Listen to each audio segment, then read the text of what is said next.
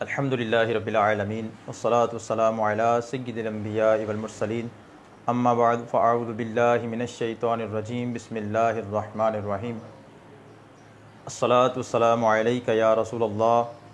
الصلاة والسلام علیک یا حبیب اللہ الصلاة والسلام علیک یا نبی اللہ وعلی آلک واصحابک۔ نبی کریم رؤوف الرحیم صلی اللہ تعالیٰ علیہ وآلہ وسلم کا فرمان علی شان ہے کہ اللہ تبارک و تعالیٰ کے پیارے حبیب علیہ الصلاۃ والسلام نے ارشاد فرمایا، اللہ عز و جل کی خاطر آپ جب باہم ملیں اور مصافحہ کریں اور نبی کریم صلی اللہ تعالیٰ علیہ وآلہ وسلم پر درود پاک بھیجیں تو ان کے جدا ہونے سے پہلے ان کے اگلے پچھلے گناہ بخش دیے جاتے ہیں۔ صلو علی الحبیب صلی اللہ تعالی علی محمد صلی اللہ تعالی علیہ وآلہ وسلم۔ الحمدللہ عز و جل دعوت اسلامی جو کہ عاشقان رسول کی ایک تحریک ہے، اس کے مختلف شعبہ جات ہیں اور ایک شعبہ مدرسۃ المدینہ آن لائن بھی ہے۔ اس شعبہ میں آپ گھر بیٹھے دین کی تعلیم آن لائن نیٹ کے ذریعے سے اپنے گھر میں رہ کر، جی ہاں، اپنے گھر میں رہ کر آن لائن نیٹ کے ذریعے سے تعلیم حاصل کر سکتے ہیں۔ اس میں مختلف کورسز کروائے جاتے ہیں اور اس کا ایک نیا کام اور آپ کے لیے ایک اہم کام یہ بھی ہے کہ آن لائن کورسز کروانے کے ساتھ ساتھ فیس بک کے آفیشیل پیج پر، کہ یہ جو مدرسۃ المدینہ آن لائن کا آفیشیل فیس بک پیج ہے، اس پر بھی کچھ نہ کچھ کورسز لائیو کروائے جا رہے ہیں اور انہی کورسز کی ایک کڑی آج کا فیضان زکوٰۃ کورس ہے کہ جس کا آج پہلا درجہ ہے۔ میٹھے میٹھے اسلامی بھائیوں اور سوشل میڈیا کے ناظرین، میں آپ سے گزارش کروں گا کہ اگر ابھی تک آپ نے ہمارے پیج کو لائک نہیں کیا، شیئر نہیں کیا، تو آپ شیئر کریں، لائک کریں، اور تاکہ دوسروں تک بھی یہ نیکی کی دعوت پہنچے اور وہ بھی دین اسلام کو سیکھنے میں اور ان مسائل کو سیکھنے میں جو ہے وہ شریک ہو سکیں، اور آپ کے لیے بھی یہ صدقہ جاریہ ہوگا کہ آپ کے ایک شیئر کرنے سے جتنے احباب اس میں شرکت کریں گے، اس علم دین کو سیکھیں گے، تو ان تمام کو اس کا ثواب ملے گا۔ اب آن لائن مدرسۃ المدینہ یہ جو دعوت اسلامی کا ایک شعبہ ہے، اس میں بے شمار کورسز کروائے جاتے ہیں۔ 30 سے زائد مور دین کورسز اس کے اندر ڈیزائن کیے گئے ہیں کہ جس میں طہارت کورس، نماز کورس، فیضان رمضان کورس، زکوٰۃ کورس، جیسا کہ ابھی جس کی ابتدا ہونے جا رہی ہے، یہ کورسز اس کے اندر کروائے جاتے ہیں اور یہ آپ گھر بیٹھے آن لائن جو ہے وہ کر سکتے ہیں۔ انہی کورسز میں سے ایک کورس تفسیر کورس بھی ہے کہ جس کے اندر قرآن مجید فرقان حمید کے اندر، چونکہ انبیاء اکرام علیہم الصلاۃ والسلام کے واقعات، پچھلی امتوں کے واقعات اور قرآن مجید کے اندر ہر شعبہ زندگی سے تعلق رکھنے والے جو افراد ہیں، ان کے لیے اللہ تبارک و تعالیٰ نے ہر چیز کو بیان فرمایا ہے، تو یہ تمام چیزیں تفاسیر سے پتہ چلتی ہیں۔ تو اس انداز کو لے کر، اسی مطلب نہج کو اور طریقے کو لے کر، اور وہ تمام چیزیں تفسیر کورس کے اندر بیان کی جاتی ہیں تاکہ ایک مسلمان وہ تفسیر پڑھ کر، سمجھ کر اور قرآن مجید سے دین کا علم حاصل کر سکے۔ فیضان زکوٰۃ کورس یہ جو ہم شروع کریں گے انشاءاللہ، اس کے اندر ہم جو چیزیں پڑھیں گے اس میں اس کی چند ایک باتیں میں آپ کے سامنے عرض کرتا ہوں کہ فیضان زکوٰۃ کورس یہ 7 دن کا ہمارا یہاں پر کورس ہوگا اور اس کورس کے اندر ہم بہت ساری چیزیں ہمیں سیکھنے کو ملیں گی، جیسا کہ زکوٰۃ کسے کہتے ہیں، زکوٰۃ کی ادائیگی کیسے کرنی ہے، اس کے علاوہ اور زکوٰۃ کی ادائیگی کی شرائط کیا ہیں اور زکوٰۃ کب فرض ہوتی ہے، اور ساتھ ہی ساتھ کرنسی نوٹ ہیں تو اگر ان کے اوپر زکوٰۃ ہے تو زکوٰۃ کیسے ادا ہونی ہے، پھر اگر زکوٰۃ ہم ادا نہیں کرتے تو اس کے کیا نقصانات ہوں گے، اور زکوٰۃ کی اہمیت کے بارے میں بھی ہمیں اس کے اندر سیکھنے کو ملے گا، اور ساتھ ہی ساتھ ہم مال تجارت پر زکوٰۃ بنتی ہے یا نہیں بنتی، اگر بنتی ہے تو اس کو کس انداز سے ہم نے ادا کرنا ہے، اور جانور اگر کسی نے رکھے ہیں اور جانوروں پر زکوٰۃ کب بنے گی اور کیسے بنے گی اور اس کا اندازہ کیسے لگایا جائے گا، اس کو بھی ہم اس کے اندر انشاءاللہ سیکھیں گے، اور ساتھ ہی ساتھ صدقہ فطر اور دیگر بہت سارے مسائل ہم انشاءاللہ اس کے اندر ہم سیکھنے کی سعادت حاصل کریں گے۔ تو سب سے پہلے کورس شروع کرنے سے پہلے ہم اچھی نیتیں کر لیتے ہیں، اور پھر ایک دفعہ عرض کروں گا کہ ابھی تک اگر آپ نے اس کو لائک اور شیئر نہیں کیا تو دوسرے اپنے دوست احباب تک اس کو شیئر کریں تاکہ زیادہ سے زیادہ لوگ ہمارے ساتھ جوائن ہو کر علم دین حاصل کر سکیں۔ تو سب سے پہلے ہم اچھی نیتیں کر کے اپنے درجے کا آغاز کرتے ہیں کہ ہم اللہ عز و جل کی رضا اور نبی کریم علیہ الصلاۃ والسلام کے بتائے ہوئے طریقے کے مطابق جو ہے وہ احکامات کو سیکھنے اور ان پر عمل کرنے کی نیت کرتے ہیں۔ سب سے پہلے ہم اللہ کی رضا کے لیے سیکھیں گے اور پھر ان پر عمل کریں گے۔ دوسری نیت ہم یہ کرتے ہیں اس میں کہ اللہ تبارک و تعالیٰ نے ہم پر جو احکامات فرض کیے ہیں، اگر ہم پر زکوٰۃ فرض ہوتی ہے تو ہم ان مسائل کو سیکھ کر اسے دوسروں تک بھی پہنچائیں گے۔ پھر اگر ہمارے اوپر زکوٰۃ بنتی ہے اور ہم نے پیچھے ادا نہیں کی تو اپنے بقیہ جو ہے وہ مال کا حساب لگا کر اس پر ادا کرنے کی نیت بھی کر لیجئے، اور اس میں یہ بھی نیت کیجئے کہ میں اس علم کو آگے پہنچاؤں گا تاکہ لوگ اس سے مستفیض ہو سکیں۔ سب سے پہلے ہم اس کے اندر جو پڑھیں گے وہ یہ ہے کہ ہمیں معلوم ہونا چاہیے کہ زکوٰۃ جو ہے وہ اس کی اہمیت کیا ہے، زکوٰۃ کہتے کس چیز کو ہیں، اور یہ کب فرض کی گئی، اور زکوٰۃ کے بارے میں کیا حکم شرعی ہے۔ میٹھے اسلامی بھائیوں اور سوشل میڈیا کے ناظرین، اللہ تبارک و تعالیٰ کے پیارے محبوب صلی اللہ تعالیٰ علیہ وآلہ وسلم نے ارشاد فرمایا کہ اسلام کی بنیاد 5 چیزوں پر ہے، اور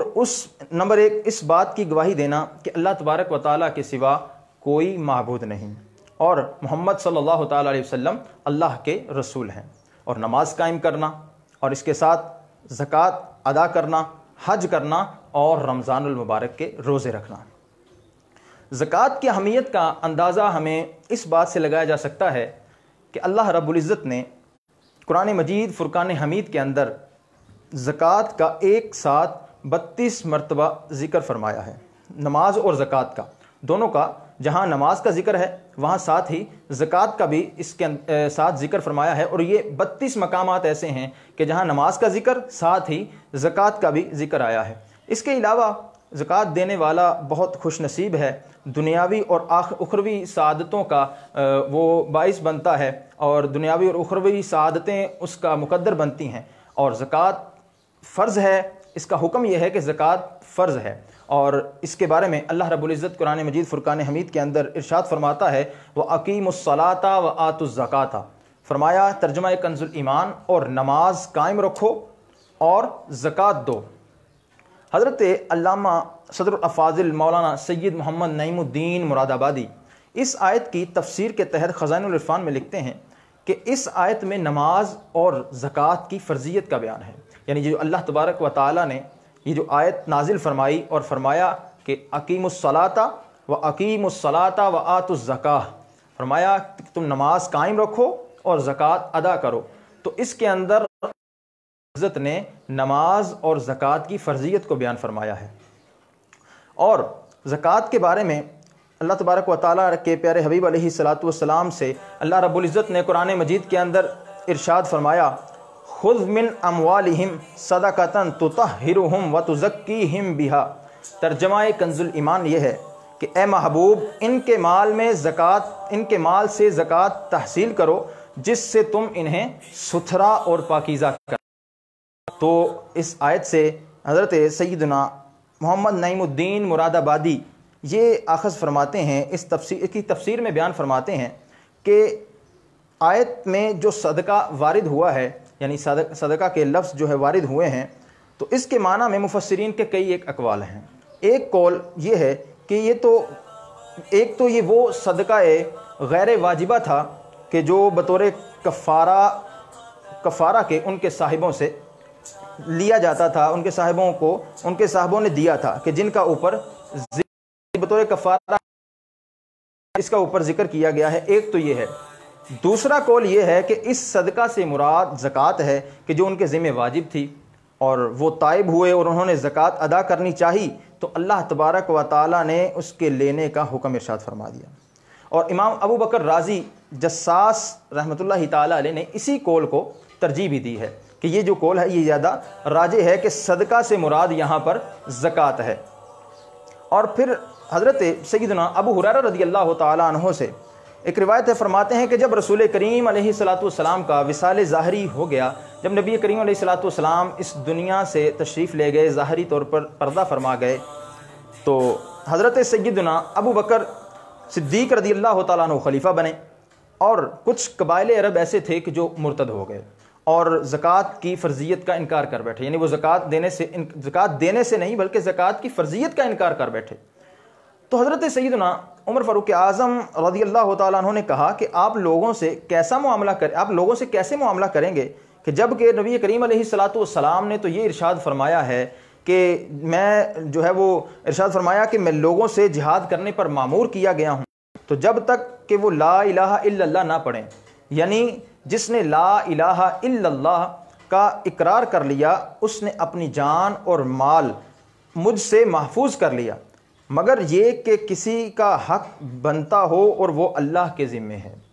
یعنی یہ لوگ تو حضرت عمر رضی اللہ تعالیٰ عنہ کا مقصد یہ تھا کہ یہ لوگ تو لا الہ الا اللہ کہنے والے ہیں، یہ لوگ تو کلمہ پڑھنے والے ہیں، اور رسول خدا صلی اللہ علیہ وسلم نے یہ حکم ارشاد فرمایا کہ جس نے لا الہ الا اللہ کہہ لیا اس نے اپنا اپنا مال اور اپنی جان کو محفوظ کر لیا، تو ان پر کیسے جہاد کیا جائے گا؟ صدر الشریعہ بدر الطریقہ مفتی امجد علی اعظمی اس روایت کی وضاحت کرتے ہوئے لکھتے ہیں کہ اس حدیث سے معلوم ہوا کہ نری کلمہ گوئی اسلام کے لیے کافی نہیں، یعنی فقط لا الہ الا اللہ کہنا یہ اسلام کے لیے کافی نہیں، جب تک کہ ضروریات دین کا اقرار نہ کرے، جب تک ضروریات دین کا تو صرف لا الہ الا اللہ کہنے سے بندے کی خلاصی نہیں ہوتی۔ اور امیر المومنین حضرت سیدنا عمر فاروق اعظم رضی اللہ تعالیٰ عنہ کا اس انداز میں حضرت سیدنا صدیق اکبر رضی اللہ تعالیٰ عنہ سے گفتگو کرنا اور بحث کرنا یہ اس وجہ سے تھا کہ ان کے علم میں یہ بات نہ تھی کہ وہ لوگ جو انکار کر رہے ہیں وہ اس کی فرضیت کا انکار کر رہے ہیں یا پھر اس کی اس دینے سے انکار کر رہے ہیں۔ اگر تو وہ فرضیت کا انکار کر رہے ہیں تو پھر تو ظاہری بات ہے کہ جو ان کے لیے حکم بیان کیا گیا، اور اگر وہ فرضیت کا انکار نہیں کر رہے یعنی دینے سے انکار کر رہے ہیں تو اس طور پر حضرت سیدنا عمر فاروق اعظم نے یہ جو بحث کی حضرت سیدنا صدیق اکبر رضی اللہ تعالیٰ عنہ سے کہ وہ حضرت سیدنا صدیق اکبر سے عرض کرتے ہیں کہ آپ کس انداز سے ان سے جہاد کریں گے کہ یہ تو وہ انہوں نے لا الہ الا اللہ کہہ لیا ہے، لیکن پھر جب ان کو اس بات کی معلومات ہو گئی، اس بات کا علم ہو گیا، تو پھر حضرت عمر فاروق اعظم کی بات سمجھ آ گئی، اور فرماتے ہیں پھر انہوں نے فرمایا کہ میں نے پہچان لیا کہ وہی حق ہے جو حضرت سیدنا صدیق اکبر رضی اللہ تعالیٰ عنہ نے سمجھا اور کیا۔ اب زکوٰۃ کے بارے میں ہم پڑھتے ہیں کہ زکوٰۃ کب فرض ہوئی؟ زکوٰۃ 2 ہجری روزوں سے قبل فرض ہوئی۔ زکوٰۃ 2 ہجری روزوں سے قبل فرض ہوئی کہ وہ 2 ہجری جب ہوئی تو اس میں پہلے زکوٰۃ فرض ہوئی اور پھر رمضان المبارک کے روزے فرض کیے گئے۔ زکوٰۃ کا فرض ہونا، اب اس کا کوئی اگر انکار کرتا ہے تو کب اس پر کیا حکم لگے گا؟ اگر کوئی زکوٰۃ کی فرضیت کا انکار کرتا ہے، ایک ہے زکوٰۃ ادا نہ کرنا اور ایک ہے زکوٰۃ کی ادائیگی سے ہی انکار کر دینا کہ میں زکوٰۃ، ایک بندہ کہتا ہے جی میں نے زکوٰۃ نہیں دینی، یہ تو ہے زکوٰۃ کی ادائیگی سے انکار کرنا، اور دوسرا ہے زکوٰۃ کی فرضیت کا انکار کرنا کہ زکوٰۃ فرض ہی نہیں ہے۔ تو اس بارے میں قرآن مجید، فرقان حمید اور احادیث سے جو اخذ ہوتا ہے تو حکم یہ ہے کہ زکوٰۃ کا فرض ہونا قرآن سے ثابت ہے، یعنی زکوٰۃ، کیونکہ ہم نے اوپر سنا کہ اللہ تبارک و تعالیٰ نے قرآن مجید کے اندر ارشاد فرمایا وَأَقِيمُوا الصَّلَاةَ وَآتُوا الزَّكَاةَ کہ نماز قائم رکھو اور زکوٰۃ ادا کرو۔ تو مفتی صاحب فرماتے ہیں کہ اس سے مراد زکوٰۃ کی فرضیت کا بیان ہے۔ اب زکوٰۃ دینا وہ فرض، قرآن مجید سے ثابت ہے کہ یہ زکوٰۃ دینا فرض ہے، تو اس کا انکار کرنے والا، اس کی فرضیت کا انکار کرنے والا یہ کافر ہے۔ زکوٰۃ دینا تکمیل ایمان کا ذریعہ ہے، جیسا کہ نبی کریم علیہ الصلاۃ والسلام کا فرمان عالی شان ہے کہ تمہارے اسلام کا پورا ہونا یہ ہے کہ تم اپنے مالوں کی زکوٰۃ ادا کرو۔ یعنی اگر تم چاہتے ہو کہ تمہارا ایمان کامل ہو، تمہارا ایمان مکمل ہو، تو تم اپنے مالوں کی زکوٰۃ ادا کیا کرو۔ زکوٰۃ دینے والے پر رحمت الہی چھما چھم برستی ہے، وہ رب کی رحمتوں کے سائے میں ہوتا ہے۔ سورۃ اعراف میں اللہ تبارک و تعالیٰ ارشاد فرماتا ہے وَرَحْمَتِي وَسِعَتْ كُلَّ شَيْءٍ فَسَأَكْتُبُهَا لِلَّذِينَ يَتَّقُونَ وَيُؤْتُونَ الزَّكَاةَ، ترجمہ کنز الایمان۔ فرمایا میری رحمت ہر چیز کو گھیرے ہوئے ہے، تو ان قریب میں نعمتوں کو ان کے لیے لکھ دوں گا جو ڈرتے ہیں اور زکوٰۃ دیتے ہیں۔ یعنی اللہ تبارک و تعالیٰ کی رحمتیں ان کے لیے ہیں جو ڈرتے ہیں اور زکوٰۃ دیتے ہیں۔ اب اگر کوئی شخص ادائیگی نہیں کرتا، زکوٰۃ کی ادائیگی کے اندر کوتاہی کرتا ہے، نہیں دیتا، تو اس کو بہت سے نقصانات ہوتے ہیں۔ وہ بہت سے نقصانات کیا ہیں؟ ان میں چند ایک میں آپ کے سامنے عرض کرتا ہوں۔ سب سے پہلی بات یہ ہے کہ زکوٰۃ نہ دینے کے نقصانات میں ایک یہ بھی ہے کہ بندہ ان تمام فوائد سے محروم ہو جاتا ہے کہ جو زکوٰۃ ادا کرنے کی صورت میں ایک بندہ مومن کو ملتے ہیں، رب کی رحمتیں ملتی ہیں، اللہ تبارک و تعالیٰ کی طرف سے اس کو اجر و ثواب ملتا ہے، وہ اس سے محروم ہو جاتا ہے۔ زکوٰۃ ادا کرنے سے مال کے اندر برکت ہوتی ہے، وہ اس سے محروم ہو جاتا ہے۔ تو یہ تمام محرومیاں زکوٰۃ ادا نہ کرنے کی وجہ سے بندے کے مقدر میں ہو جاتی ہیں۔ دوسرا ایک بڑا جو اس کا سائیڈ ایفیکٹ، جو نقصان ہے، وہ یہ ہے کہ مال کی بربادی کا سبب بنتا ہے۔ زکوٰۃ ادا نہ کرنا یہ مال کی بربادی کا سبب بنتا ہے۔ جی ہاں، نبی کریم علیہ الصلاۃ والسلام کا فرمان عالی شان ہے کہ خشکی اور تری میں مال جو بھی ضائع ہوا، جو بھی مال ہلاک ہوا، وہ زکوٰۃ ادا نہ کرنے کی وجہ سے تلف ہوا۔ یعنی خشکی کے اندر کسی کا مال تلف ہو جاتا ہے یا تری کے اندر تلف ہو جاتا ہے، تو کسی بھی انداز سے اگر کسی کا مال ضائع ہوتا ہے تو فرمایا زکوٰۃ ادا نہ کرنے کی وجہ سے تلف ہوتا ہے۔ تو ہمیں اس بات پر بھی، اس فرمان عالی شان پر بھی غور کرنی چاہیے کہ مالوں کی زکوٰۃ ادا کرنے سے مال کے اندر برکت ہوتی ہے اور وہ تلف ہونے سے بھی بچ جاتا ہے۔ پھر ایک اور مقام پر میرے پیارے نبی کریم علیہ الصلاۃ والتسلیم نے ارشاد فرمایا کہ زکوٰۃ کا مال جس مال میں ملا ہوگا اسے تباہ و برباد کر دے گا۔ زکوٰۃ کا مال جس مال میں بھی ملے گا اسے تباہ و برباد کر دے گا۔ صدر الشریعہ بدر الطریقہ مفتی امجد علی اعظمی اس حدیث پاک کی وضاحت کرتے ہوئے ارشاد فرماتے ہیں، بعض ائمہ نے اس حدیث کے یہ معنی بیان کیے ہیں کہ زکوٰۃ واجب ہوئی اور ادا نہ کی، اب اپنے مال میں ملائے رہا تو یہ حرام مال جو ہے اس کے حلال کو بھی حرام کر دے گا۔ یہ زکوٰۃ واجب ہو گئی اور وہ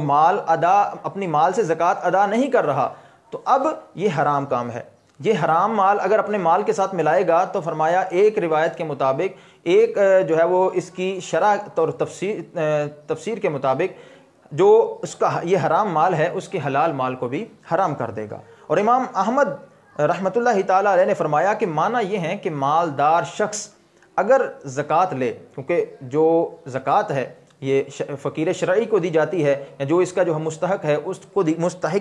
اس کو دی جاتی ہے، لیکن اگر کسی مالدار شخص نے زکوٰۃ لے لی،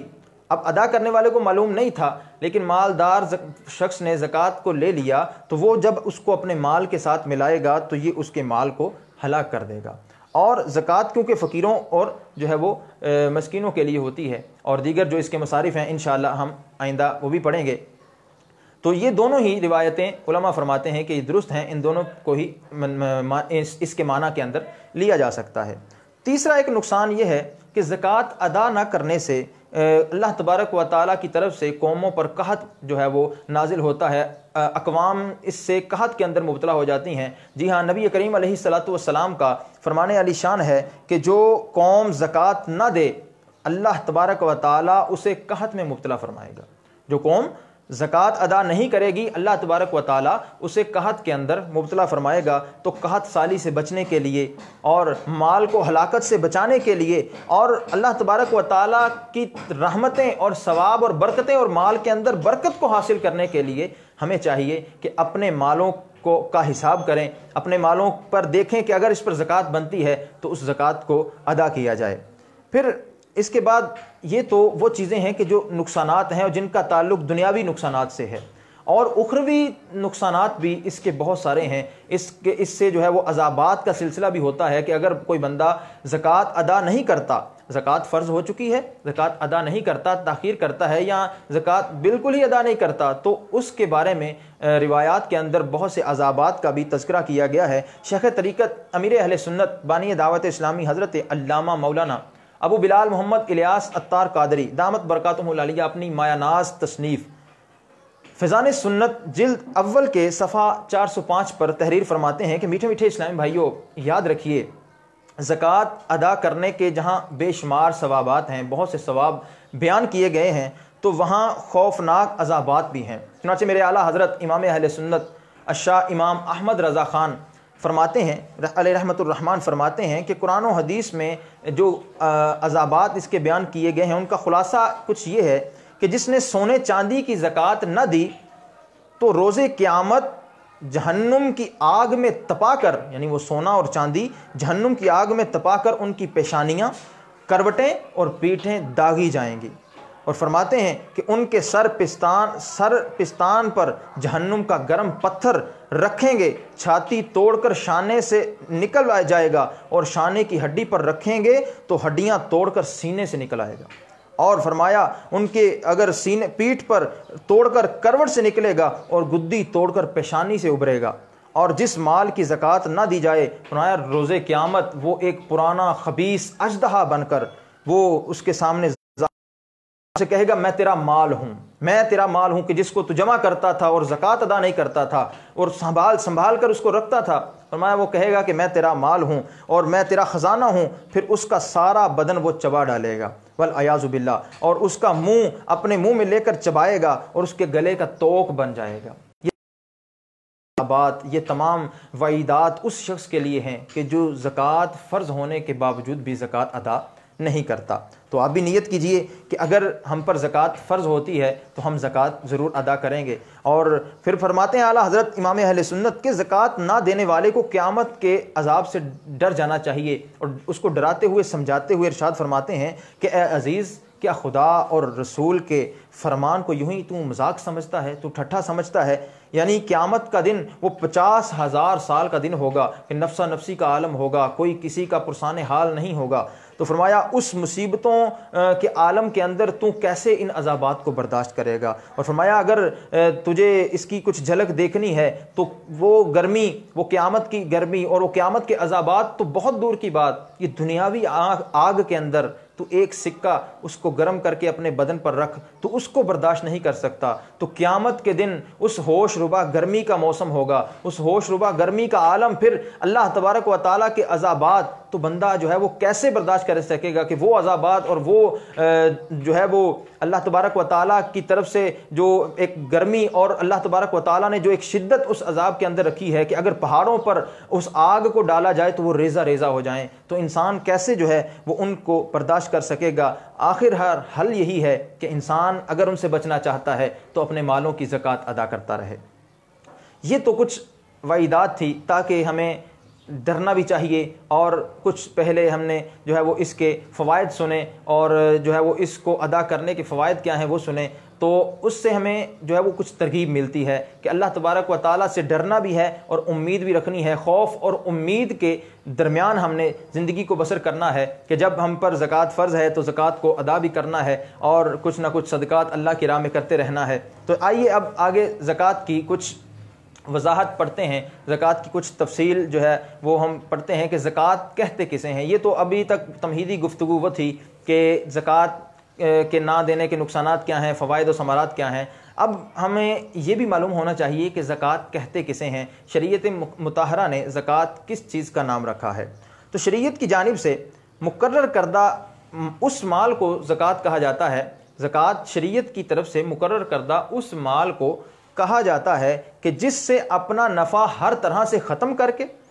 اسے ختم کرنے کے بعد اسے رضائے الہی عز و جل کے لیے کسی ایسے مسلمان فقیر کی ملک میں دے دیا جائے جو نہ تو ہاشمی ہو اور نہ ہی کسی ہاشمی کا آزاد کردہ غلام ہو۔ دوبارہ سن لیجئے، زکوٰۃ اس مال کو کہتے ہیں اس شریعت کی طرف سے جو مقرر کیا گیا ہو، یعنی شریعت کی طرف سے مقرر کردہ وہ مال زکوٰۃ کہلاتا ہے کہ جس سے بندہ اپنا نفع بالکل روک لے، اس سے نفع حاصل کرنا ختم کر لے اور اس کو کسی مسلمان فقیر شرعی یا کسی فقیر شرعی کی ملک کر دے، اس کی ملکیت میں دے دے، اور وہ فقیر شرعی ایسا ہو کہ جو نہ تو خود ہاشمی ہو اور نہ ہی ہاشمی کا آزاد کردہ غلام ہو۔ اب ہاشمی کے اندر کون کون افراد اس کے اندر شامل ہوں گے، ہاشمی کے اندر کن کن افراد کو شمار کیا جائے گا؟ تو بنی ہاشم سے مراد حضرت علی، جعفر، عقیل اور حضرت عباس اور حارث بن عبد المطلب کی اولادیں ہیں۔ ان حضرات کی جو اولادیں ہیں وہ بنی ہاشم کے اندر شامل ہوں گی اور ان کو زکوٰۃ دینا درست نہیں ہے۔ اگر کوئی زکوٰۃ دے گا جائز نہیں ہے، اگر کوئی زکوٰۃ دے گا تو اس کی زکوٰۃ ادا نہیں ہوگی۔ ان کے علاوہ یہ جن کے نام ذکر کیے گئے حضرت علی و جعفر اور عقیل اور حضرت عباس اور حارث بن عبد المطلب، ان کے علاوہ وہ کہ جنہوں نے نبی کریم علیہ السلام کی اعانت یعنی مدد نہ کی، اور مثلا ابو لہب اگرچہ یہ کافر بھی حضرت عبد المطلب کا بیٹا تھا، مگر ان کی اولادیں بنی ہاشم میں شمار نہیں کی جائیں گی۔ بنی ہاشم میں صرف انہی کو شمار کیا جائے گا جنہوں نے ایمان لے کر آئے اور نبی پاک علیہ السلام کی اعانت کی۔ زکوٰۃ کو زکوٰۃ کیوں کہتے ہیں؟ زکوٰۃ کو زکوٰۃ کہنے کی ایک وجہ جو علماء نے بیان فرمائی ہے وہ یہ ہے کہ زکوٰۃ کا لغوی معنی ہے طہارت، افزائش، یعنی یہ جو ہے وہ اس کا لغوی معنی بنتا ہے طہارت، پاکیزگی، اور افزائش یعنی بڑھوتری۔ تو چونکہ جب زکوٰۃ ادا کی جاتی ہے، جس مال سے زکوٰۃ ادا کی جاتی ہے اس مال کے اندر اس کی وجہ سے پاکیزگی اور طہارت پیدا ہوتی ہے، اور اس کی برکت سے اس میں افزائش اور بڑھوتری پیدا ہوتی ہے۔ اللہ تبارک و تعالیٰ اس میں برکت پیدا کرتا ہے، وہ مال بڑھ جاتا ہے، تو اس وجہ سے اس کو زکوٰۃ کہا جاتا ہے۔ زکوٰۃ کی کچھ اقسام بھی ہیں، اور زکوٰۃ کی کتنی اقسام ہیں؟ ابتداءً زکوٰۃ کی دو طرح کی قسمیں ہیں، دو بنیادی اس کی قسمیں ہیں۔ نمبر ایک ہے مال کی زکوٰۃ، اور نمبر دو افراد کی زکوٰۃ، یعنی جیسے صدقہ فطر ہم ادا کرتے ہیں عید کے موقع پر، یعنی عید کی نماز پڑھنے سے پہلے جو ہم صدقہ فطر ادا کرتے ہیں تو اس کو افراد کی زکوٰۃ کہا جاتا ہے۔ اور دوسرا ہم روپیہ، پیسہ، سونا چاندی یا جو جانوروں کی مد میں ہم اس کی زکوٰۃ ادا کرتے ہیں تو اسے مال کی زکوٰۃ کہا جاتا ہے۔ اور پھر مال کی جو زکوٰۃ ہے اس کی مزید دو قسمیں ہیں۔ نمبر ایک سونے چاندی کی زکوٰۃ، سونا چاندی ہے اس کی زکوٰۃ۔ نمبر دو مال تجارت اور مویشیوں، زراعت اور پھلوں کی زکوٰۃ، یعنی عشر وغیرہ جس کو کہا جاتا ہے۔ تو اس میں ہم اس کی تفصیل آہستہ آہستہ آگے پڑھیں گے۔ تو زکوٰۃ یہ وہ ہم نے پڑھا کہ زکوٰۃ کی بنیادی طور پر دو قسمیں ہیں، ایک مال کی زکوٰۃ اور پھر افراد کی زکوٰۃ۔ اور جو پھر مال کی زکوٰۃ ہے اس کی پھر آگے دو قسمیں ہیں، ایک سونا چاندی کی صورت میں ہوگا، یعنی مال جو ہوگا وہ یا تو سونا چاندی کی صورت میں ہوگا یا پھر مال تجارت ہوگا، وہ جو ہم خریدتے اور بیچتے ہیں وہ کسی بھی انداز کا ہو۔ اس کی وضاحت بھی انشاءاللہ آگے آئے گی۔ اگر آپ ہمارے ساتھ اسی طرح روزانہ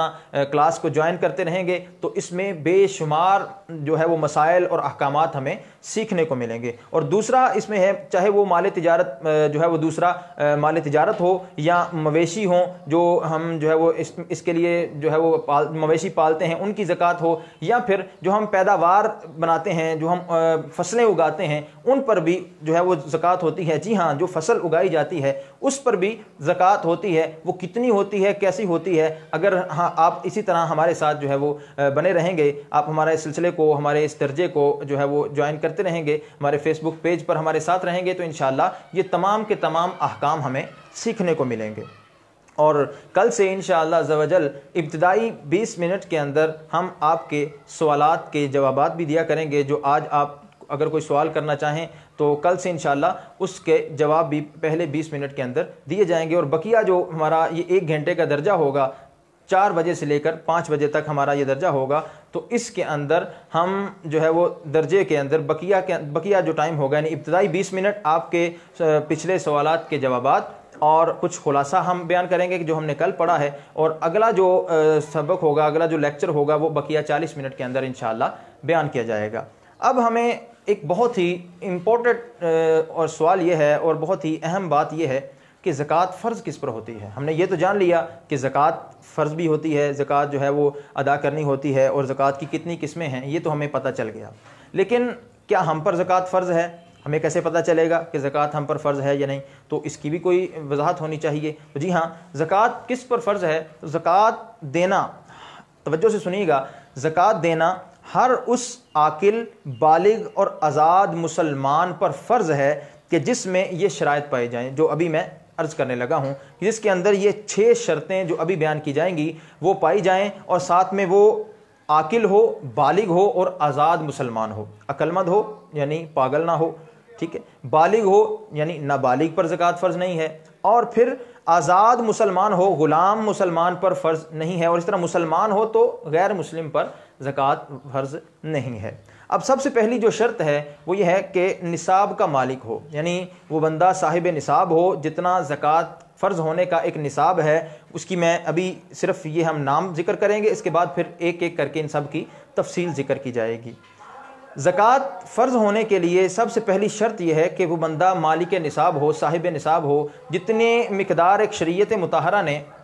بیان کی ہے، جتنی مقدار شریعت مطہرہ نے بیان کی ہے تو اس پر وہ مقدار اس کے پاس اگر موجود ہوگی تو زکوٰۃ اس پر فرض ہوگی، ادروائز اس پر زکوٰۃ نہیں ہوگی۔ وہ سونا چاندی کی ہو اس کی مقدار الگ ہے، وہ روپے پیسے کی ہو اس کی مقدار الگ ہے، وہ جانوروں کی صورت میں ہو، وہ زراعت کی صورت میں ہو، فصلوں کی صورت میں ہو، تو اس کی سب ڈیٹیل انشاءاللہ ہم آئندہ آگے پڑھیں گے۔ نمبر 2، دوسری شرط یہ ہے کہ وہ نصاب نامی ہو، یعنی وہ جو مال اس کے پاس ہے وہ کسی بھی طرح کا ہو تو وہ نامی ہو۔ نامی کیا ہوتا ہے؟ نامی کا مطلب ہوتا ہے بڑھنے والا، اس کی بھی وضاحت پڑھیں گے۔ نمبر 3، نصاب اس کے قبضے میں ہو، یعنی جس چیز کا وہ مالک ہے وہ اس کے قبضے میں بھی ہو، ایسا نہ ہو کہ وہ مال کسی کو دیا ہوا ہے، قرض دیا ہوا ہے، تو اس صورت میں اس پر زکوٰۃ نہیں ہوگی۔ نمبر 4، زکوٰۃ جو نصاب ہے، زکوٰۃ کے لیے جو نصاب ہے یہ اس کی حاجت اصلیہ یعنی ضروریات زندگی سے زائد ہو، حاجت اصلیہ سے زائد ہو، یعنی ضرورت روزمرہ کے استعمال کے اندر اس کو جو چیزیں جن چیزوں کی ضرورت پڑتی ہے وہ اس کی روزمرہ کے معمولات میں جو استعمال ہوتی ہیں، جیسے اس کا ٹی وی ہے، اس کی فریج ہے، اس کی بائک ہے، اگر وہ موبائل اس کی ضرورت کا ہے تو موبائل ہے، اس کی ایک گاڑی ہے، تو یہ تمام چیزیں اس کی سہولت کے لیے اور اس کی جو ہے وہ جو ضروریات کے لیے ہیں، اس سے جو زائد ہوگا وہ اس پر زکوٰۃ فرض ہوگی۔ پھر نمبر 5 شرط یہ ہے کہ جو اس کا نصاب ہے یہ دین سے فارغ ہو، جو نصاب یعنی جس انداز کا بھی نصاب اس کے پاس ہے، روپے پیسہ سونا چاندی یہ تمام چیزیں، تو یعنی وہ نصاب دین سے فارغ ہو۔ اس سے مراد یہ ہے کہ اس پر ایسا قرض نہ ہو کہ جس کا مطالبہ بندوں کی جانب سے ہو کہ اگر وہ قرض ادا کرے تو اس کا نصاب باقی نہ رہے، یعنی اب وہ مالک نصاب تو بن رہا ہے لیکن اس پر اتنا قرض ہے کہ اگر وہ قرضہ ادا کرتا ہے تو پیچھے اس کا نصاب ختم ہو جاتا ہے، تو ایسی صورت میں بھی زکوٰۃ اس پر نہیں ہوگی کیونکہ یہ شرط نہیں پائی گئی۔ اور نمبر 6 آخری اور جو ہے وہ اس کی آخری اور اہم شرط یہ بھی ہے کہ اس کے نصاب پر 1 سال گزر جائے، جب اس کے اوپر 1 سال گزر جائے گا تو اس کے مال کی زکوٰۃ ادا کرنا اس پر فرض ہو جائے گی۔ اس کے بارے میں آئیے اب ڈیٹیل کے ساتھ اس کی جو ہے وہ ہم سنتے ہیں کہ ہر ایک کی اکیلے تنہا وضاحت سنتے ہیں کہ نصاب کا مالک ہے تو اس سے کیا مراد ہے، نصاب مالک اگر نصاب ہے اس کا نامی ہونا کیا ہے، نصاب کے لیے قبضہ ہونا کیا ہے، نصاب حاجت اصلیہ سے زائد ہو جو ہے وہ اس سے کیا مراد ہے، نصاب دین سے فارغ ہو اس سے کیا مراد ہے، اور نصاب پر 1 سال گزر جائے، یہ میں نے 6 دوبارہ عرض کر دی ہیں، تو اس سے کیا مراد ہے۔ سب سے پہلے ہم نے پڑھا کہ نصاب کا مالک ہو، تو نصاب کیا ہوتا ہے، نصاب کتنا ہوتا ہے، کس چیز کا کتنا ہے، تو اس میں سب سے پہلے عرض یہ ہے کہ مالک نصاب ہونے سے مراد یہ ہے کہ اس شخص کے پاس 7.5 تولے سونا یا 52.5 تولے چاندی یا اتنی ہی مالیت کی رقم یا اتنی مالیت کا مال تجارت یا اتنی مالیت کا حاجت اصلیہ یعنی ضروریات زندگی سے زائد سامان ہو، تو اس بندے کو مالک نصاب کہا جاتا ہے، یعنی وہ صاحب نصاب ہے۔ پھر سنیے کہ صاحب نصاب جو ہوتا ہے وہ یہ ہے کہ یا تو اس کے پاس سونا ہوگا یا اس کے پاس چاندی ہوگی یا اس کے پاس روپیہ پیسہ ہوگا یا مال تجارت ہوگا یا پھر ضروریات زندگی سے زائد سامان اس کے پاس ہوگا۔ اگر تو سونا اور چاندی ہے تو سونا اور چاندی کی صورت میں اس کا نصاب یہ ہے کہ 7.5 تولے سونا، صرف سونا ہو، اس کے ساتھ اور کوئی چیز نہیں۔ پڑھیں گے کہ اگر سونے کے ساتھ کچھ مل جاتا ہے تو اس پر زکوٰۃ ہوگی یا نہیں ہوگی۔ اگر کسی کے پاس صرف اور صرف سونا ہے، ساتھ میں کوئی فقط سونا ہے، تو جو گولڈ ہے، سونا ہے، اس کا نصاب یہ ہے کہ 7.5 تولے سونا اگر اس شخص کی ملکیت میں ہوگا تو اس پر زکوٰۃ فرض ہوگی، ادروائز اس پر زکوٰۃ فرض نہیں ہوگی۔ اچھا، اب اگر سونا نہیں ہے، صرف چاندی ہے، چاندی کا کیا نصاب ہے؟ تو چاندی کا نصاب یہ ہے کہ اگر کسی بندے کے پاس صرف اور صرف چاندی ہے اور کوئی چیز نہیں ہے، نہ مالک جو ہے وہ ضروریات زندگی سے زائد حاجت اصلیہ کا سامان ہے، اب یہ دیکھا جائے گا کہ اس پاس صرف چاندی ہے۔ اگر صرف چاندی ہے تو چاندی کا جو نصاب ہے وہ 52.5 تولے ہے، 52.5 تولے، یعنی 52.5 تولے چاندی ہوگی، صرف چاندی ہے تو پھر 52.5 تولے ہے، 52.5 تولے چاندی ہوگی تو زکوٰۃ فرض ہے، ادروائز اس پر زکوٰۃ فرض نہیں ہے۔ تیسری چیز ہم نے پڑھی کہ اس کے پاس جو ہے وہ روپیہ پیسہ ہو، کرنسی ہو، مالیت ہو، تو اس مال ہو، کرنسی نوٹ ہو، پرائز بانڈ کی صورت میں ہو، تو اب اس پر زکوٰۃ کب ہوگی؟ تو اس کی قیمت کا اندازہ لگایا جائے گا۔ اگر تو 52.5 تولے چاندی کی مقدار اس کے اوپر اس کے پاس پیسے موجود ہیں، یعنی اس کے پاس، مثال کے طور پر فرض کریں کہ اگر آج کا 52.5 تولے چاندی کا جو ریٹ ہے وہ 50,000 بنتا ہے، مثال دے رہا ہوں، یعنی جس دن یہ تو حساب لگایا جائے گا اسی دن کا اعتبار کیا جائے گا۔ آج کے دن مثال کے طور پر اگر 52.5 تولے چاندی کا 50,000 روپیہ ریٹ بنتا ہے، تو پھر اگر اس کے پاس 50,000 روپے ہیں تو اس پر زکوٰۃ فرض ہوگی، اگر 50,000 نہیں ہیں تو زکوٰۃ فرض نہیں ہوگی۔ یہ 50,000 صرف مثال دینے کے لیے ہی ہے،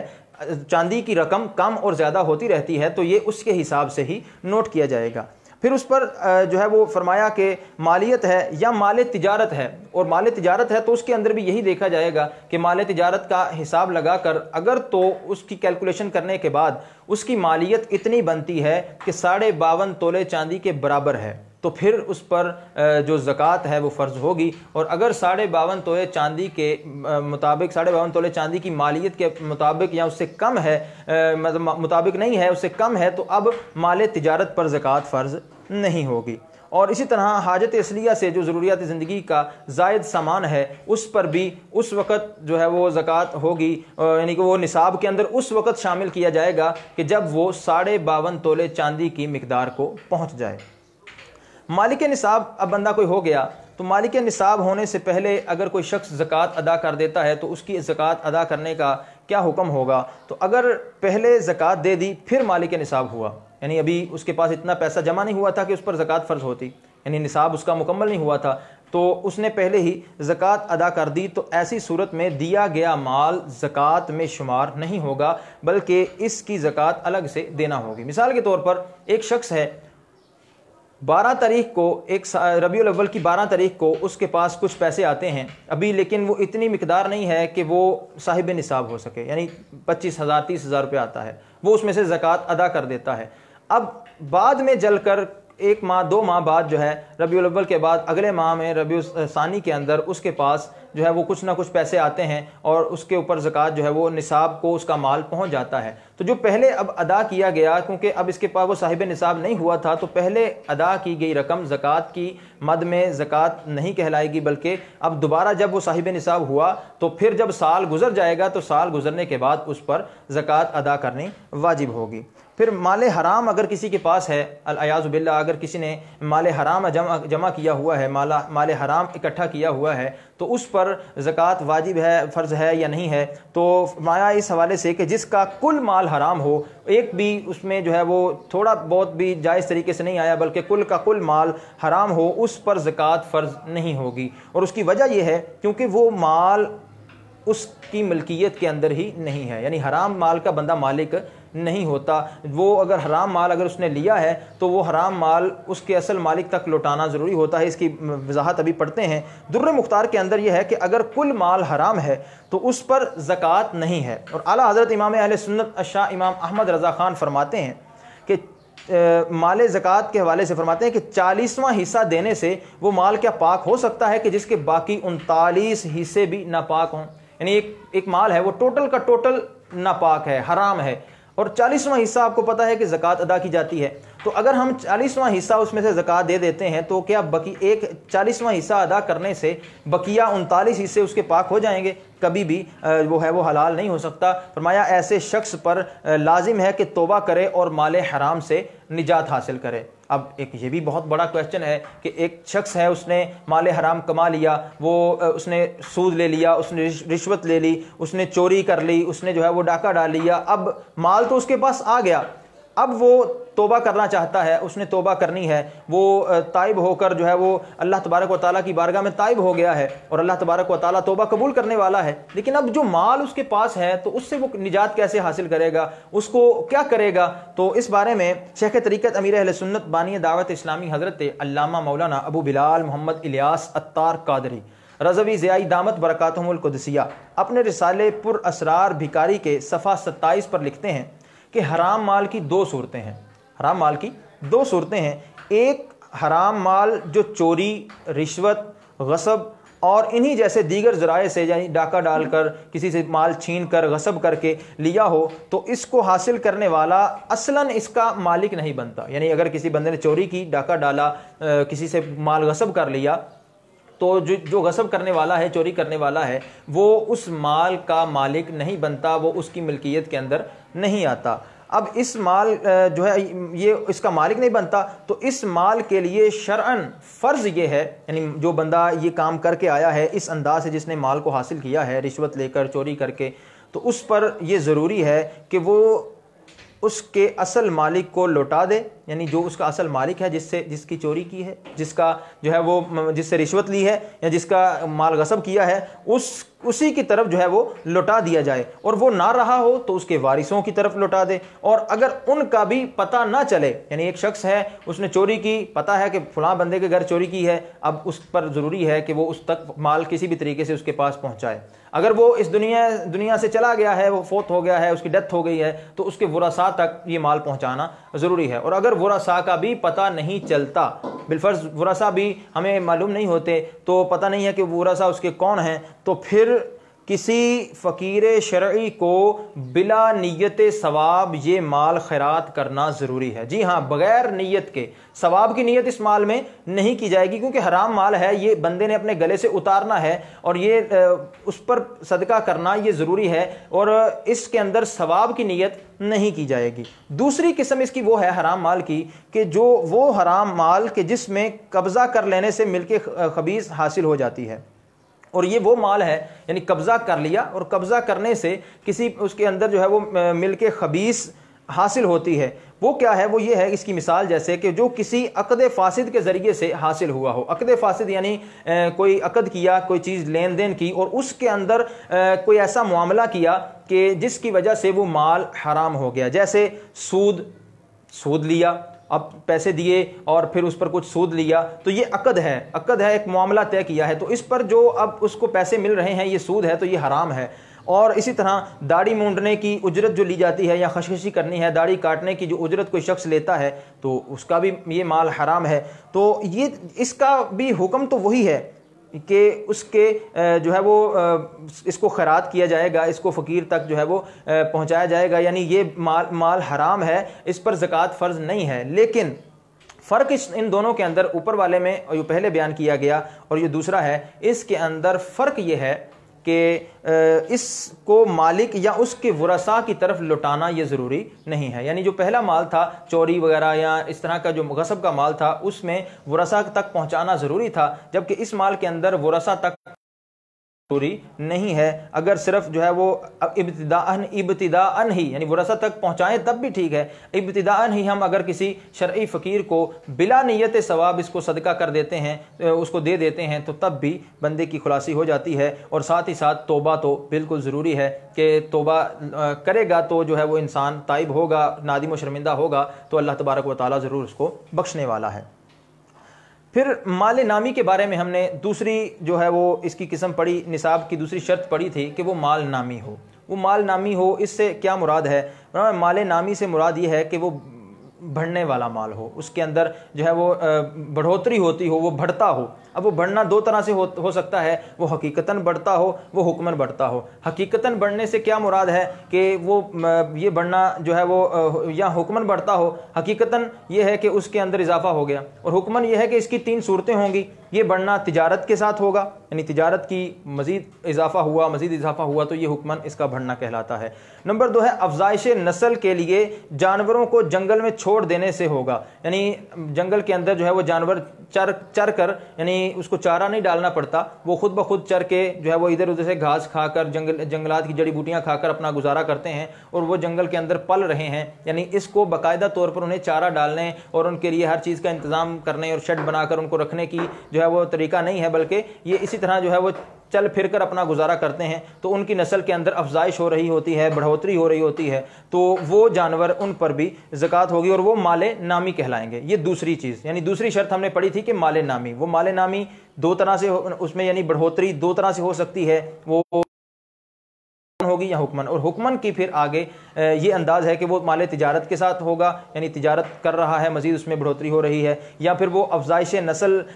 کے لیے جانوروں کو جنگل میں چھوڑ دیا ہے۔ اور تیسرا وہ کہ وہ مال خلقی، وہ پیدائشی طور پر نامی ہوگا، جیسے سونا اور چاندی، یعنی یہ پیدائشی طور پر شریعت کی طرف سے ہی ان کو مال نامی شمار کیا گیا ہے۔ روایات کے اندر آقا کریم علیہ الصلوۃ والسلام نے جو ہمیں احکام بیان کیے ہیں، تو سونا اور چاندی کو یہ ابتداءً ہی خلقی طور پر ان کو یعنی پیدائشی طور پر ہی ان کو نامی یعنی بڑھنے والے مال کے اندر شمار کیا گیا ہے۔ تیسری جو چیز ہم نے پڑھی تھی وہ تھا نصاب اس کے قبضے میں ہو، تو نصاب اس کے قبضے میں ہو، اس سے مراد یہ ہے کہ جس چیز کا وہ مالک ہے، یعنی جتنے پیسے مل کر یا جو سونا اور چاندی ہے جو نصاب بنتا ہے، تو وہ اس کی ملکیت میں بھی ہونا چاہیے۔ ایسا نہیں ہے کہ ابھی وہ اس نے قرض دیا ہوا ہے کسی کو، یا کسی کے پاس جو ہے اس کا مال پھنسا ہوا ہے، تو جب تک وہ مال اس کی ملکیت میں نہیں آ جاتا یہ صاحب نصاب نہیں کہلائے گا۔ یہ جو ہے وہ صاحب نصاب اسی وقت ہوگا، یعنی اس کا زکوٰۃ اس پر اسی وقت فرض ہوگی کہ جب مال اس کے قبضے میں آ جاتا ہے۔ اس کے بعد ہم نے جو چوتھی شرط پڑھی تھی کہ وہ نصاب اس کی حاجت اصلیہ سے زائد ہو۔ حاجت اصلیہ سے مال کا زائد ہونا، اس سے کیا مراد ہے؟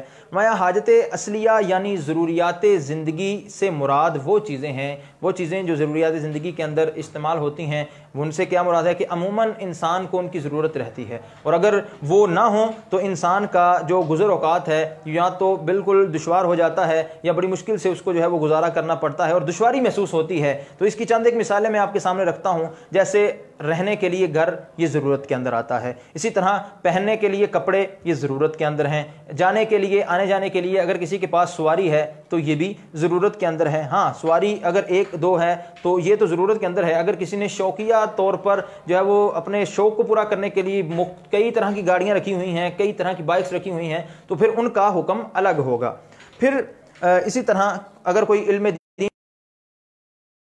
کوئی مفتی ہے تو اس کی جو کتابیں ہوں گی یہ اس کی ضرورت ہیں، اور پیشے سے تعلق رکھنے والا اگر کوئی جو ہے وہ لوہار ہے، سونار ہے، یا جو ہے وہ کوئی مکینک ہے، کسی کام کو کرنے والا ہے، تو اس کے جو اوزار ہیں چاہے وہ لاکھوں کے ہوں، ہزاروں کے ہوں، وہ اوزار ایک جو اس کو کام کرنے میں مدد دیتے ہیں، تو یہ تمام کے تمام چیزیں جو ہیں یہ ضروریات زندگی کے اندر آتی ہیں۔ مثلا اس کے علاوہ اب وہ بندہ کہ جس نے کسی سے رابطہ کرنا ہو، ٹیلی فون کی حاجت پڑتی ہے، موبائل فون کی حاجت پڑتی ہے، تو یہ اس کی حاجت اصلیہ کے اندر آئے گا۔ اسی طرح کوئی کتابت کا کام کرتا ہے، اس کو کمپیوٹر کی ضرورت ہے، تو یہ اس کی حاجت اصلیہ کے اندر شمار ہوگا۔ اسی طرح جو ہے وہ جو جس کی نظر کمزور ہے وہ اینک لگاتا ہے، تو اینک بھی کافی بعض اوقات بڑی بڑی مہنگے لوگ اینکیں یوز کرتے ہیں، تو یہ اینک بھی ضروریات اصلی کے اندر ہوگی۔ لینز لگاتے ہیں تو یہ بھی ضروریات زندگی کے اندر جو ہے وہ آئے گی۔ اور جن لوگوں کو کم سنائی دیتا ہو وہ اعلیٰ سماعت لگاتے ہیں، وہ لاکھوں کا بھی ہو سکتا ہے، وہ ہزاروں کا بھی ہو سکتا ہے، تو وہ بھی اس کی ضروریات اصلیہ کے اندر آئے گا۔ اسی طرح میں نے عرض کیا کہ سواریاں، بائک، موٹر سائیکل اور کار وغیرہ، یہ جو اس کی جو بھی سواری ہو، جس انداز سے بھی ہو، جو اس کی ضرورت کے لیے ہے، یہ تمام چیزیں جو ہے وہ ان سے زائد ہونا چاہیے۔ یہ تمام چیزیں ضروریات زندگی کے اندر آتی ہیں۔ اب یہ تمام جو چیزیں بیان کی گئی ہیں، ان سے جو بڑھ کر مال ہوگا، ان سے اضافی مال ہوگا، مثلا کسی کے پاس 2 فریج ہیں، 2 اے سی لگے ہوئے ہیں، ایک کی ضرورت ہے، ایک اضافی ہے، اسی طرح گاڑیاں اس نے ایک سے زائد رکھی ہوئی ہیں، تو اب یہ جو زائد مال ہے تو اس مال کو اس کے نصاب کے اندر شمار کیا جائے گا، اس مال کا حساب لگایا جائے گا، اگر تو یہ 52.5 تولے چاندی کی مقدار یعنی اس کی قیمت، اس کی مالیت کو پہنچتا ہے، یعنی اتنی 52.5 تولے چاندی کی قیمت بنتی ہے، اگر اس تمام کا حساب لگا کر اس کی قیمت اس کے مطابق بنتی ہے تو پھر اس کو اس کے ساتھ جو ہے وہ نصاب میں شامل کر لیا جائے گا، اگر نہیں بنتی تو پھر یہ نصاب کے اندر شامل نہیں ہوگا۔ پھر جی سال، اگر ہم نے یہ بھی پڑھا تھا کہ جو نصاب ہے یہ اس پر جو ہے وہ سال گزر جائے، تو سال گزرنے سے کیا مراد ہے؟ سال گزرنے کی وضاحت یہ ہے، اور سال گزرنے کے اندر کس تاریخ کا اعتبار کیا جائے کے بارے میں، زکوٰۃ کب فرض ہوگی اس پر، یعنی سال کب مکمل کی ہوگا۔ تو زکوٰۃ کا سال مکمل ہونے کے حوالے سے ہمیں جو شریعت مطہرہ کی طرف سے حکم ہے کہ سال گزرنے میں قمری یعنی چاند کے مہینوں کا اعتبار ہوگا، شمسی مہینوں کا اعتبار کرنا یہ حرام ہے۔ جس تاریخ اور وقت پر آدمی صاحب نصاب ہوا تو اب جب تک نصاب رہے تو وہی تاریخ اور وقت جب اگلے سال اس پر آئے گی تو اس وقت جو ہے یعنی ایک سال پورا ہو جائے گا اور وہی تاریخ اور وہی وقت آ جائے گا تو اس پر زکوٰۃ ادا کرنی فرض ہو جائے گی۔ یعنی اگر کسی شخص پر 12 ربیع الاول کو دن 12 بجے زکوٰۃ فرض ہوتی ہے، 12 ربیع الاول کو دن 12 بجے زکوٰۃ فرض ہوتی ہے، تو اسی طرح پورا سال اس کے پاس وہ صاحب نصاب رہتا ہے، اور صاحب نصاب رہنے کے بعد جب اگلی 12 ربیع الاول آتی ہے اور دن 12 بجتے ہیں تو اس پر اب زکوٰۃ کی ادائیگی کرنا یہ واجب ہو جاتی ہے۔ تو اسی طرح اگر زکوٰۃ جو ہے وہ اس دوران اس کے پاس صاحب نصاب ہونا اس کا ضروری ہے، یعنی وہ مالک نصاب ہو۔ اچھا، اب اگر دن کے اس دورانیے کے اندر یعنی پورا سال جو لمٹ بیان کی گئی ہے، اس دوران میں اس کا نصاب جو ہے وہ ختم ہو جاتا ہے، یا نصاب جو ہے وہ اس کا غرق ہو جاتا ہے، اس کے پیسے خرچ ہو جاتے ہیں، نصاب بالکل ختم ہو جاتا ہے یا کم ہو جاتا ہے، تو اس صورت میں حکم یہ ہے کہ دوران سال اگر نصاب میں کمی ہو گئی تو چونکہ زکوٰۃ کی فرضیت کے لیے سال کے شروع اور آخر کا اعتبار کیا جاتا ہے، یعنی شروع میں بھی وہ صاحب نصاب ہو، آخر تک وہ جب آخر سال کا آخر ہو یعنی وہی تاریخ سیم آئے تو اس وقت بھی وہ صاحب نصاب ہونا ضروری ہے۔ درمیان کے اندر اگر اس کا نصاب کچھ نہ کچھ کم ہو جاتا ہے، اس کے اندر کمی آ جاتی ہے، لیکن آخری تاریخ کو پھر وہ صاحب نصاب ہی ہے تو پھر بھی اس پر زکوٰۃ فرض ہوگی۔ تو دوران سال اگر اس کے اندر کوئی کمی جو ہو بھی گئی تو وہ اس کو کوئی نقصان نہیں دے گی، کوئی جو ہے وہ اس کو کمی نہیں دے گی۔ اور پھر فرمایا مثلا ایک اس کی مثال سنیے کہ اگر بکر ہے یا کوئی زید ہے، عمر بکر کوئی بھی اینی ون شخص ہے، اس پر یکم رمضان کو 12:30 بجے 7 تولے سونا اس کی ملک میں آیا، یعنی 12:30 بجے رمضان المبارک کے پہلی تاریخ کو وہ 7.5 تولے سونا اس کی ملک میں آیا، اب وہ صاحب نصاب ہو گیا۔ اب اسی طرح یہ وقت چلتا جا رہا ہے، جب جو ہی اگلا رمضان المبارک آئے گا تو جیسے ہی اس کے 12:30 کا ٹائم ہوگا تو اس پر زکوٰۃ ادا کرنی ضروری ہو جائے گی۔ لیکن اب یہ جو درمیان میں دورانیہ تھا، مثال کے طور پر یہ رمضان کے بعد جو شوال آتا ہے یا دیگر مہینے آتے ہیں، ان کے اندر اس کے پاس جو سونا تھا وہ کم ہو گیا، یعنی 7.5 تولے سے 1 تولہ کم ہو گیا، 2 تولے کم ہو گئے، 3 تولے کم ہو گئے، یعنی 7.5 تولے سے کتنا بھی کم ہو جائے تو بعد میں، لیکن جیسے ہی اگلا رمضان المبارک آیا یعنی یکم رمضان آئی تو اس کے پاس پھر وہی رقم، اتنی ہی رقم جو ہے وہ اس کو کسی نے یعنی اتنا ہی سونا کسی نے مزید تحفے میں دیا تو پھر 7.5 تولے سونا جو ہے وہ اس کے پاس جمع ہو گیا، تو اس صورت میں بھی اس پر زکوٰۃ ادا کرنی فرض ہوگی، اس پر زکوٰۃ بنے گی، کیونکہ شروع کے اندر بھی نصاب جو ہے وہ پورا ہے اور آخر کے اندر بھی نصاب پورا ہے۔ تو جب شروع میں بھی نصاب پورا ہو، آخر میں بھی یعنی جب سال ختم ہو اس وقت بھی نصاب پورا ہو، درمیان میں اگرچہ نصاب کم بھی ہو جائے تو اس سے زکوٰۃ کی ادائیگی میں کوئی فرق نہیں پڑتا۔ اور پھر یہ ہے کہ اگر دوران سال، یہ تو تھا کمی کی جانب، اگر دوران سال اس کے مال کے اندر اضافہ ہو گیا،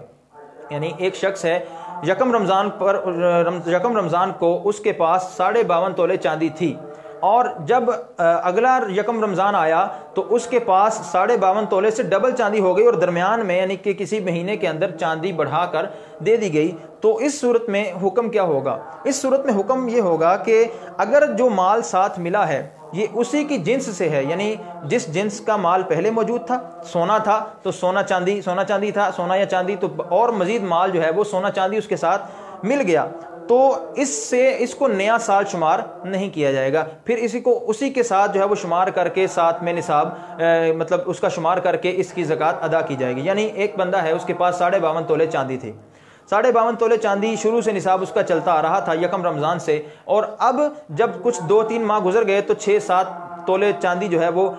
उसके पास मज़ीद आ गई। तो अब 52.5 तोले चांदी और साथ में ये 6 तोला या 7 तोला चांदी जो अब प्लस हुई है, इस सब को मिलाकर जो निसाब बनेगा उसके एतबार से ज़कात अदा की जाएगी। और अगरचे जो है वो 1 मिनट पहले ही पहुंचा हो, यानी इसमें यह भी ज़रूरी नहीं है कि साल पूरा होने से जो है वो कई महीने पहले उसके पास वो चीज़ पहुंची हो। अगर साल पूरा होने से 1-2 मिनट पहले भी उसका निसाब बढ़ गया और वो एक ही जिन्स का है तो तमाम के तमाम निसाब पर ज़कात फ़र्ज़ होगी। अच्छा, अब एक ये सूरत थी। दूसरी सूरत ये है कि वो दोनों अजनास अलग अलग हैं, यानी पहले उसके पास ऊँट हैं, अब उसके पास बकरियां हैं, ठीक है जी, या पहले सोना चांदी है, अब उसके पास कुछ बकरियां इतनी आ गई कि जिन पर ज़कात वाजिब फ़र्ज़ होती है। तो अब इसका एतबार इस अंदाज से किया जाएगा कि अगर जो है वो उसके पास पहले जो ऊँट थे उनका निसाब चल रहा था वो भी 7वें-8वें माह के अंदर है तो उसके 7-8 माह ही शुमार किए जाएंगे। और अगर 7-8 माह के अंदर जाकर उसके पास एक दूसरा जो है वो दूसरा निसाब आ जाता है जो उसकी जिन्स में से नहीं है, यानी ऊँट हैं तो साथ में बकरियां आ जाती हैं, या सोना चांदी है तो उसके साथ ऊँट या बकरियों का निसाब शुरू हो जाता है, तो फिर इसका निसाब अलग तौर पर शुमार किया जाएगा और इस पर अलग तौर पर इस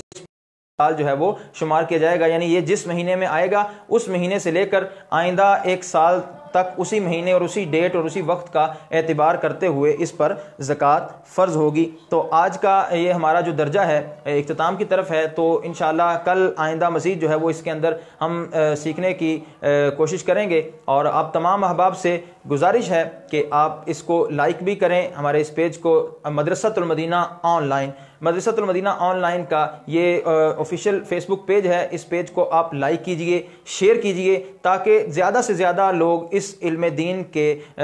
ख़जाने को हासिल कर सकें और इल्म दीन से जो है वो अपने दिलों को मुनव्वर कर सकें। और बहुत सारे ऐसे मसाइल हैं जो हमें मालूमात जिनकी नहीं होती, हमें जिनके बारे में पता नहीं होता, और अगर हम यहाँ पर शिरकत करेंगे, और वैसे भी हालात आजकल कुछ ऐसे हैं कि हर बंदा